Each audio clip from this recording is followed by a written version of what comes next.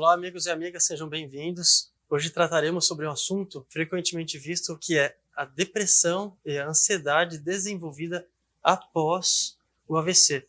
Mas nós trataremos do ponto de vista nutricional.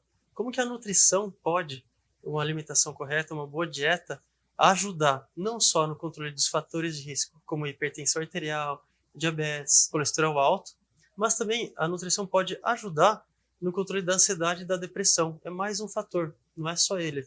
Então, o paciente vítima de AVC, em torno de 70% dos pacientes vítimas de AVC podem desenvolver depressão e ansiedade após. E isso é bem preocupante, porque atrapalha na reabilitação e no desenvolvimento dele após o AVC, ou seja, ele não consegue recuperar tão rápido o déficit motor ou ter uma melhora da qualidade de vida após o AVC, porque a depressão e a ansiedade atrapalham muito. Então, para isso, hoje nós vamos usar os conhecimentos da Gislaine Cavaretti, a nutricionista do canal, né, para dar dicas de como a nutrição pode ajudar nesse sentido. Então, Gi, seja novamente mais uma vez aqui bem-vinda. Obrigada. O que você pode me falar, como que a nutrição pode favorecer esse controle, e até na prevenção, quanto no tratamento da depressão e da ansiedade? Lembrando que a gente sempre vai ter o psiquiatra participando disso, mas nós temos diversos fatores. O atendimento do paciente multimodal, com diversas terapias complementares, é que traz um bom resultado final, e às vezes não só o remédio. Gi, e aí? Seja bem-vinda. Lucas, a gente precisa pensar na alimentação antioxidante, que a gente falou no vídeo anterior, então quem não assistiu, corre lá para dar uma olhadinha, né? Para a gente pensar na saúde cerebral como um todo, tá? E partindo, vamos falar primeiro da depressão, né? A gente precisa primeiro avaliar se já existe um diagnóstico. O paciente às vezes chega no consultório, eu tenho depressão. Aí eu pergunto, já tem diagnóstico? Porque às vezes pode ser uma deficiência nutricional, pode ser uma deficiência de ferro, de B12, tá? Pode ser um problema de tireoide, baixa de vitamina D, e aí a pessoa acha que ela está com depressão. Caso ela já chegue com esse histórico, já com o diagnóstico da depressão, a gente precisa trabalhar a questão do ânimo, da disposição, né? Então a gente precisa reduzir alimentos que são inflamatórios. Então, excesso de açúcar, os industrializados que a gente tanto fala, porque tem os antes, né, os corantes, conservantes, acidulantes, isso tudo são alimentos inflamatórios, os embutidos. E precisamos também falar da saúde intestinal, né? Porque o nosso intestino produz serotonina, que é um hormônio ali de prazer, de felicidade. Então, se o nosso intestino não está saudável, se a porta de entrada do nosso organismo não está viável, não está boa, dificilmente a gente vai ter uma saúde cerebral boa, né? Existe um eixo, conexão cerebral dessa questão da depressão, da ansiedade, né?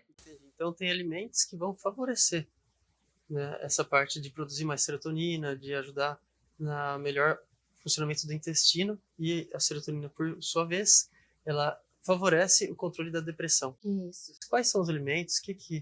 Como que funciona isso? Saúde intestinal, então. A gente fala em fibras, né? Então, verdura, legumes, a gente sempre cai nessa questão, né? Aveia, chia, linhaça, isso é muito importante.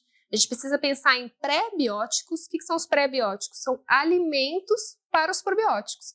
Não adianta nada eu ingerir as cápsulas de probióticos se eu não tenho uma alimentação que vai manter essas bactérias boas-vivas. Isso eu achei interessante. Uma vez você me falou, a gente estava conversando, prebiótico. Eu até então conhecia os probióticos. Você vê lá propaganda de alguns produtos que você compra no mercado, alguns iogurtes aqui cheio de probiótico.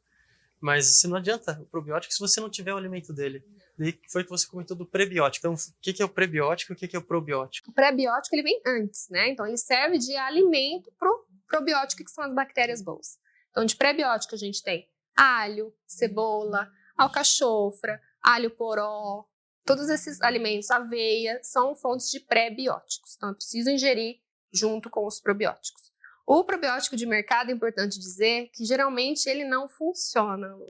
É? Sério? Aquele que vai lá, compra geladeirinha, bonitinha, deixar conservado na geladeira e consumir. Isso, não funciona. Uma porque ele tem muito açúcar, então a gente não recomenda. E outra porque ele precisa ficar refrigerado. E o que garante que ele não sofreu alteração de temperatura? No transporte do caminhão, no transporte para casa, essas bactérias são muito sensíveis. E provavelmente já não tem mais nenhuma bactéria viável ali naquele potinho. Qual outra fonte de probiótico, então, que você pode encontrar? Aí fica a dica da Nutri, né? Existe o kefir, né, que você pode fazer em casa. Existe o kefir de leite, o kefir de água. E existem aqueles de manipulação. Existem prontos na farmácia também, mas existe os de manipulação também. Então dá para manipular na farmácia. Isso. Na verdade, a gente manipula, né? Isso. E ele é sequinho, né? É uma cápsula, Então, é isso? Uma cápsula que você manipula. Ele tem que ficar na geladeira, não tem que ficar? Quais são as Algumas opções? farmácias pedem para ficar refrigerado, outras não precisam, tá? E é uma cápsula que você ingere todo dia. Todo dia. De bactérias, na verdade, que são favoráveis ao funcionamento do intestino. Isso. E se o intestino funciona bem, a gente produz mais serotonina. Perfeito. Excelente, gente. Melhora o humor, melhora tudo. Hoje, existem alimentos que são precursores de serotonina que ajudam a produzir mais, além do intestino funcionando bem, e alimentos que auxiliam nisso? Existem os alimentos ricos em triptofano, né, que são precursores da serotonina.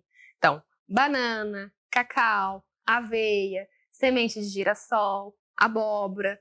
Então, é uma dica que eu sempre dou, até para as mulheres, né, em fase de TPM e nessa questão de humor, para fazer um mingau. Então, você pega um mingau de aveia, banana, cacau, que vai ser uma fonte maravilhosa de triptofano e serotonina.